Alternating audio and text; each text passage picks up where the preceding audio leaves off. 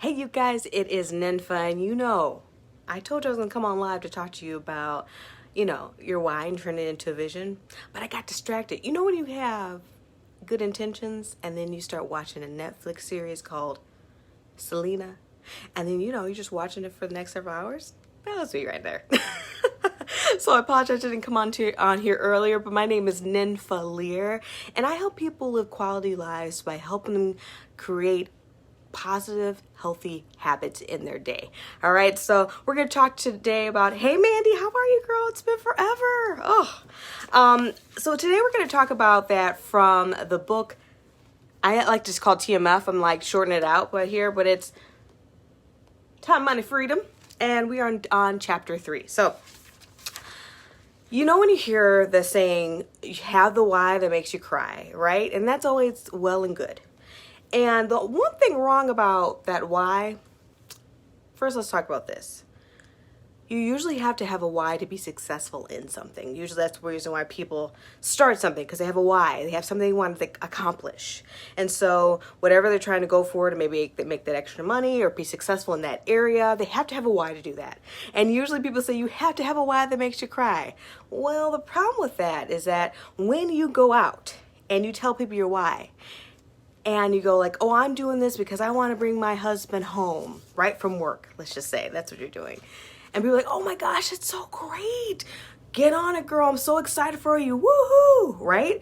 You've already gotten the gratification of stating your why. 10 years later, he's still working full time and you're still working on this, or you've never even taken any action, right? So when we tell everybody what we're going to do, and I'm totally guilty of this, we have this moment where we get so much gratification of people saying that's a great why that we already get what we need from that saying that why. So we want to change that why into a vision, because that is going to get you into action. All right. So first of all, have a few questions here for you. What is your why? So what moves you? What drives you? What do you long for? What do you want to accomplish? Who do you want to help?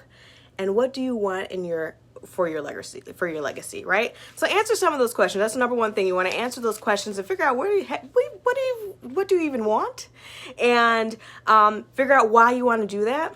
And then we need to move forward from that. So number 2, reverse engineer your why, right? Hey, Jennifer, how are you? Reverse engineer your why. Let's figure out this.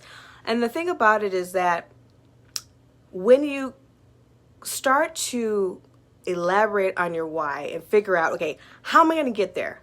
Who do I need to become to be able to get to that success that you're looking to have, to get your why taken care of, right?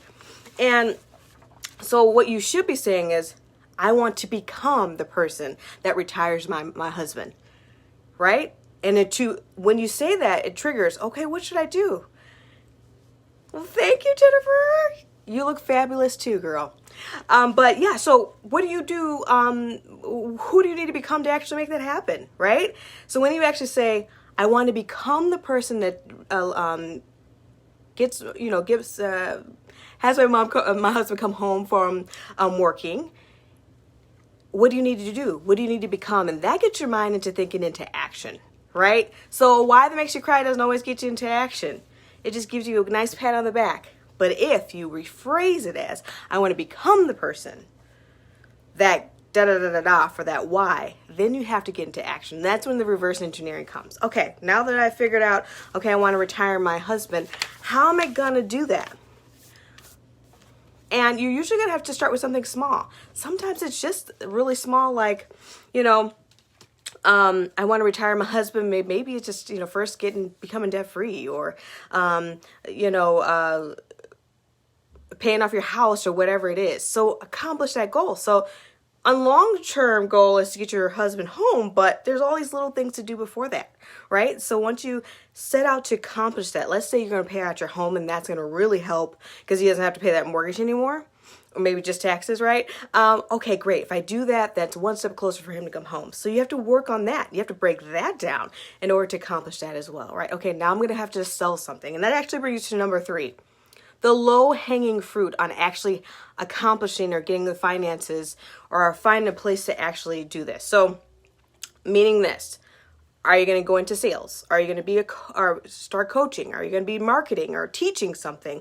What can you do right from home without having to go out and get a job or what have you? Or maybe you love the job that you want to go and get, but you need to find something that's low-hanging fruit for you to be able to accomplish this, for you to be able to accomplish that goal. So that is number, I think that's like 4. All right. And then number 5, take the leap. Start somewhere, peeps. Right? Every day, make sure you're accountable that you've done something towards that goal, something towards that why, something towards who you are becoming to actually accomplish it. All right? And then number 5, let your vision evolve. It may start like, I just want to make $300 a month to pay off my car. Then all of a sudden you're now making $300 a month. Now I want to make an extra, $40 a month or $100 a month to now also pay for the gas for the car. And then now I want to make an extra whatever to pay for the insurance and so on and so forth, right? And as you become that person that can create those finances that be able to help you get to where you want to go, from that little goal, from those little things you're taking care of along the way, next thing you know, you're making $2,000, $4,000 a month. And all of a sudden, that possibility of your husband coming home starts to become closer to your reality. So, number 1, figure out not only what your why is, figure out your why. Number 1. Number 2, rephrase that why as, how do I become the person that brings my husband home, right? Number 3, reverse engineer that. What's the first thing you need to do? Look online. Google is your friend. YouTube is so the bomb, right? You can figure out all the things there, right? Number 4, start with the first step. Right? Number 5, find a low-hanging fruit for you actually to accomplish this, right? Sales, coaching, marketing, teaching something, teaching people, what have you. Low-hanging fruit. Maybe even selling stuff in your house, right? Number 5, take the leap, right? And start doing something every day towards it. And number 6, have a vision that evolves.